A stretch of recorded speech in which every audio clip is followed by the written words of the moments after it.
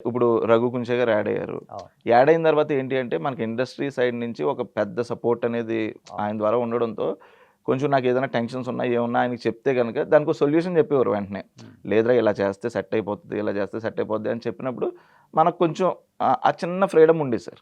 Yeah! 'Raghu కుంచె' గారి గురించి మాట్లాడదామనుకున్నాను గానీ, మీరు యెస్. ఆల్రెడీ స్టార్ట్ చేశారు కాబట్టి. 'రఘు కుంచె'తో మీరు ఆల్మోస్ట్ ఒక 8 ఇయర్స్ ఎక్స్‌పీరియన్స్ ఉన్నట్టుంది. ప్లా జర్నీ ఉన్నట్టుందిగా మీది?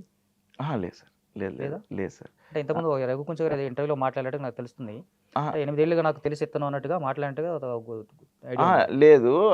అదేమన్నా కొంచెం కన్‌ఫ్యూజ్ అయిందేమో. నాకు 'రఘు' సార్ ఫస్ట్ నేను ఈ సినిమా మ్యూజిక్ కోసం వెళ్ళాను సార్. యెస్. యెస్. అవును. చెప్పారు. Yes sir. సో, నాకు వేరే ఆయన ద్వారా 'రఘు' సార్‌ని నేను ఫస్ట్ భయపడ్డా. హ్మ్. అంటే అంత అనుభవం ఉన్న వ్యక్తి అవును. నాలాంటి చిన్న సినిమాకి, ఫస్ట్ సినిమాకి ఎలా రెస్పాండ్ అవుతారని భయపడుతూనే వెళ్ళాను. హ్మ్. కానీ హి ఈజ్ లైక్ ఆయన స్టూడియోకే ఎళ్ళా. ఓకే. డైరెక్ట్‌గా రమ్మన్నారు, వెళ్ళాను.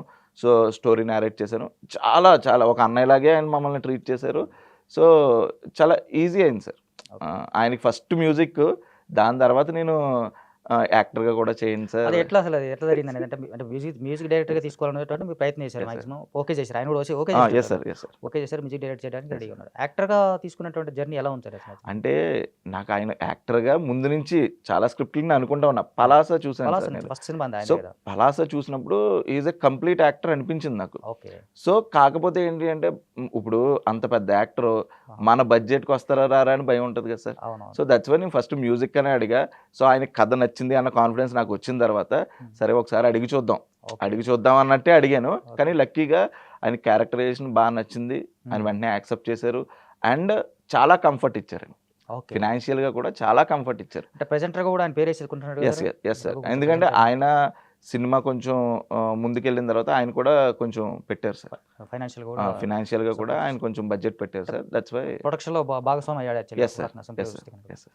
సో, ఆ కారణంగా ఆ సినిమా ఆయన మీదేసుకొని కొంచెం ప్రమోషన్స్ పరంగా కావచ్చు, లేకపోతే రకరకాలు కావచ్చు.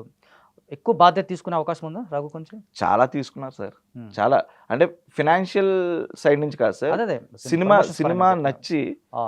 ఆయన క్యారెక్టరైజేషన్ కావచ్చు, ఓవరాల్ మా టీమ్ యొక్క ఎఫర్ట్ కష్టం కావచ్చు. కావచ్చు. హ్మ్. పాపం కుర్రోళ్ళేదో ఎంత కష్టపడుతున్నారు. అవును. సినిమా ఎంత బా వచ్చింది. దీన్నేదో గాల్లో వదిలేయకూడదు. ఏదో రకంగా ముందుకు తీసుకెళ్ళాలి అన్న ఉద్దేశంతో ఆయన ఇప్పటికి, ఈ రోజుకి, ఈ క్షణం గూడా మీ దగ్గరికొచ్చే ముందు గూడా ఫోన్ మాట్లాడుతూనే ఉన్నాను సార్. ఓకే. సో, అంత సపోర్ట్ చేస్తున్నారు.